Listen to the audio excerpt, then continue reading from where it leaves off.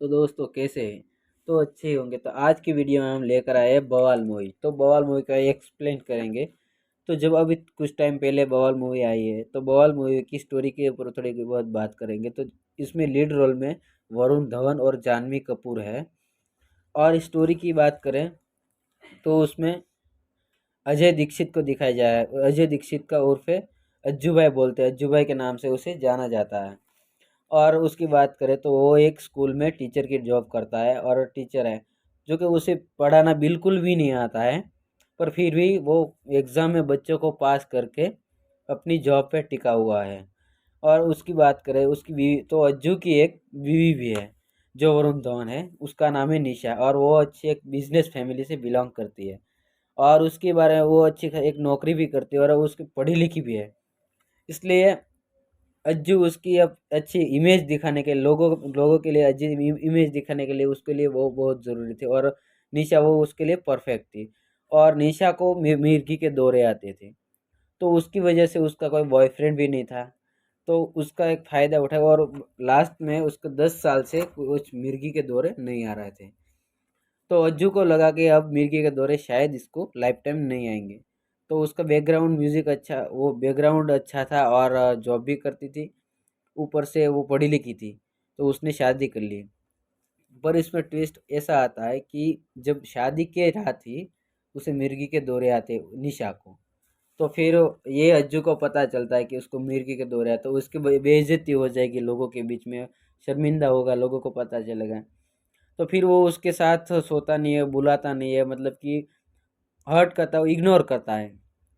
ऐसे चलता रहता है। और एक बार उसको फैमिली के साथ भी उसका करियर खराब हुआ है। ऐसा लगता है कि फैमिली को अपना एक वो मानता है, गुनहगार अपना मानता है कि उसको जब कॉलेज में, जिस कॉलेज में उसको एडमिशन चाहिए था तो उसके पापा ने फंड नहीं दिया था कॉलेज में, तो उसको एडमिशन नहीं मिला। तो उसकी वजह वो अपने फैमिली को मानता है और बार बार घर घर पे झगड़े होते रहते हैं उसको। और जब वो लोगों के दिल में, मतलब कि एक लोगों की नज़र में एक अच्छी इमेज छोड़ना चाहता था, अच्छी अच्छा दिखाना चाहता, मतलब कि हम बोलते हैं ना कि मेरा लोगों के यहाँ पे मेरी इज्जत बनी रहे, मेरा कुछ स्टेटस दिखना चाहिए, ऐसा दिखाने के लिए वो सब कुछ करता है। पर जब उसके एक बार घर पे झगड़ा हो जाता है, वो थोड़ा सा बोला चाली हो जाता है, तब वो स्कूल में जाता है तो उसका वो मूड ठीक नहीं रहता और एक बच्चा उसको एक हिस्ट्री का क्वेश्चन पूछ लेता है। तो उसके क्वेश्चन पूछता है तो तब उसे वो बोलता है कि नहीं, ये जो तुम्हारे एग्जाम में क्वेश्चन नहीं आएगा। तो बच्चा बोलता है कि सर नहीं आता है तो मना कर दीजिए ना, आप ये बात को क्यों घुमा रहे हैं, गलत क्यों बोल रहे हैं। तो फिर सारे बच्चे वो अज्जू के ऊपर, अजय दीक्षित के ऊपर हंसने लगते हैं। तब वो गुस्से में आके उसको थप्पड़ मार देता है और बाद में उसे पता चलता है कि जो वो बच्चा था वो एक विधायक का बच्चा था। तो विधायक का बच्चा था तो उसे पता चलता है, फिर वो अजय बहुत डर जाता है और अपने दोस्त के साथ वो बातचीत करता है और डर जाता है। तब उसके बाद उसके दूसरे दिन ये सब बात हर जगह फैल जाती है, उसके पापा को पता चल जाती है, तो बहुत ही बात आगे बढ़ जाती है। और जब दूसरे दिन यहाँ पे दिखाया जाता है तो वहाँ पे वो विधायक खुद स्कूल में आता है और उसे प्रिंसिपल के ऑफिस में आके बहुत बड़ा वो सुनाते हैं कि तुम्हें आता नहीं है, वो सब सुनाते हैं, वो बुलाते हैं और उस जॉब छुड़वाने की बात करते हैं। और जब वो स्कूल से बाहर, ऑफिस से बाहर आता है, प्रिंसिपल ऑफिस से, तो सभी बच्चे वहाँ पे खड़े थे और उसका मजाक उड़ा रहे थे, उसका वेट कर रहे थे। तो वो बहुत ही शर्मिंदा होकर जो वहाँ से निकल जाता है। तो फिर वो बहुत अपसेट हो जाता है, दुखी हो जाता है कि लोगों के नज़र में मेरी न वो इज्जत वो गिर गई और मैं अब क्या दिखाऊंगा मुँह। अपने दोस्त के साथ शराब पीता है। तब उसे एक आइडिया आता है कि चलो कोई बात नहीं, मैं मेरी जॉब चली जाए उसका कोई दिक्कत नहीं, लेकिन लोगों को ऐसा लगना चाहिए कि वो बहुत अच्छा इंसान था, मतलब कि एक इमेज अच्छी रहनी चाहिए।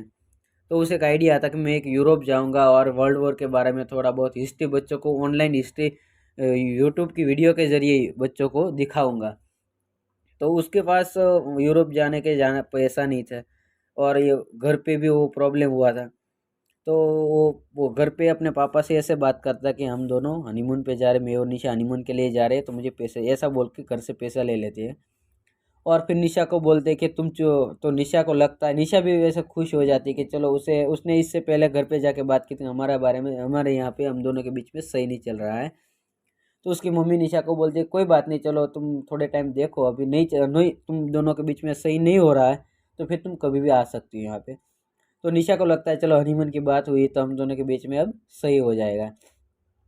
तो फिर अज्जू बोलता है कि तुम ऐसा बिल्कुल भी खुश मत हो। वो करीब आती है तो बोलता है बिल्कुल भी खुश नहीं हो, क्योंकि तुम अपने माँ बाप के वहाँ पे जा रहे हो और मैं फिर वहाँ वहाँ जाकर वापस आऊँगा, तभी तुम मेरे साथ घर वापस आ जाओगी। तो मम्मी पापा को ऐसा लगेगा हम दोनों साथ में गए और वापस आ रही।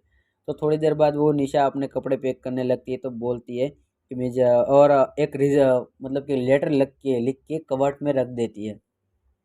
और वो कबाट में वो जो लेटर था वो डिवोर्स लेटर था। तो उसे लगता है तो बोलते कि मैं अपने साथ मुझे ले जाओ, वरना मैं मम्मी पापा को सब कुछ सच सच बता दूंगी। तो उसे मजबूरी में उसे ले जाना पड़ता है साथ। तो वो साथ में जाते हैं। तो वो जाते हैं तब उसका जो अज्जू का वो बैग है वो गुजराती बंदे के साथ बैग चेंज हो जाता है। तो उसे उसके गुजराती कपड़े पहनने पड़ते हैं जो उसे बिल्कुल सूट नहीं कर रहे थे, और वो बहुत ही इरिटेट हो रहा था। और वो इतना जब खुद को स्मार्ट समझता है उतना स्मार्ट भी नहीं था।